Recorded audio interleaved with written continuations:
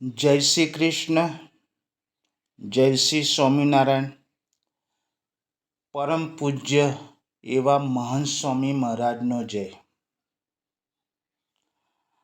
આજની આ સુંદર ક્ષણમાં હું આપની સાથે એવી વાત શેર કરવા ઈચ્છું છું કે શું ખરેખર ખુશ રહેવું આપણા હાથમાં છે?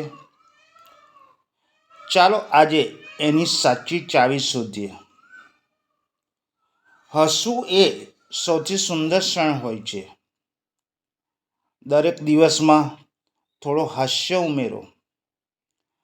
નાના બાળકની જેમ ખુશ થાવ, કારણ કે ખુશ રહેવા માટે કોઈ પરિબળો નથી હોતા, એ તો તમારું દૃષ્ટિકોણ હોય છે. જ્યારે આપણે બીજા લોકોના જીવન સાથે પોતાનું સરખામણી કરીએ છીએ ત્યારે આંતરિક શાંતિ ગુમાવીએ છીએ. દરેકનું જીવન અનોખું છે. પોતાનું શ્રેષ્ઠ આપો અને આત્મસંતોષ મેળવો. જેમ ફૂલ પોતાની સુગંધ આપે છે, એવી જ રીતે આપણે પણ પોતાનો પ્રકાશ આપવો જોઈએ. તમે બીજા કરતાં અલગ છો. તમારા સારા માટે મક્કમ રહો.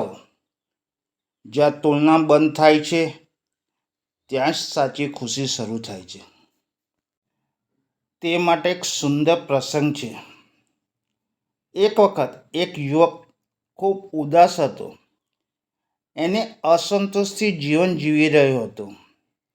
તેને લાગતું હતું કે દરેક પાસે કંઈક વિશેષ છે જે એને નથી મળ્યું.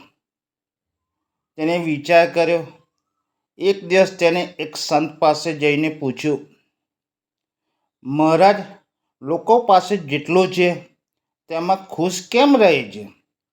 મને લાગે છે કે મારી પાસે બધું નથી, તેથી હું રોજ ઉદાસ રહું છું. સંતે હસીને કહ્યું, તું કાલે મારી સાથે તપસ્યા કરવા પહાડ ઉપર આવજે. તેનો તને જવાબ મળી જશે. બીજા દિવસે સવારે બંને જણ કોઈ પણ વસ્તુ લીધા વગર ઊંચા એક પહાડ ઉપર તપસ્યા કરવા ગયા. એક દિવસ, 2 દિવસ ને ત્રીજા દિવસ એ યુવક થાકી ગયો અને બોલ્યો, મને માત્ર એક ગરમ રોટલી મળે તો હું ખુશ થઈ જાઉં. ત્યારે સંત કહે છે, જોયું ને, આજે તને એક રોટલીમાં આનંદ લાગે છે. તું રોજ લેતો હતો પણ કદર ન કરી. જીવનમાં જે છે એની કદર કરતાં શીખી લઈએ તો દિલમાં સુખના સરોવર વહેવા લાગે. હંમેશા બધું મેળવવામાં નહીં, પણ ઓછામાં વધુ જીવતા શીખો. ખુશી એ વસ્તુ નથી, એ દ્રષ્ટિ છે. સંતોષ એ સૌથી મોટું સાધન છે. જીવનમાં ખુશ રહેવા આ 5 મંત્રોને હંમેશા યાદ રાખજો. 1. સંતોષથી જીવતા શીખો.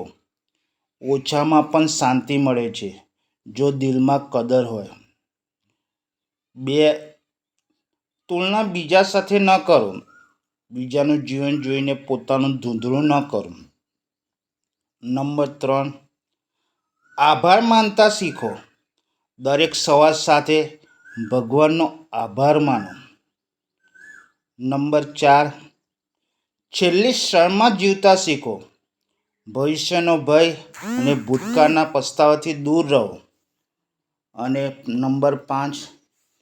વિશ્વાસ રાખો તમારા પર. તમે જે છો તે પહાડથી પણ વધુ છો. અને અંતમાં એક મારી વાત હંમેશા યાદ રાખજો. તમે દરરોજ ઉઠો છો એ પોતે એક ચમત્કાર છે.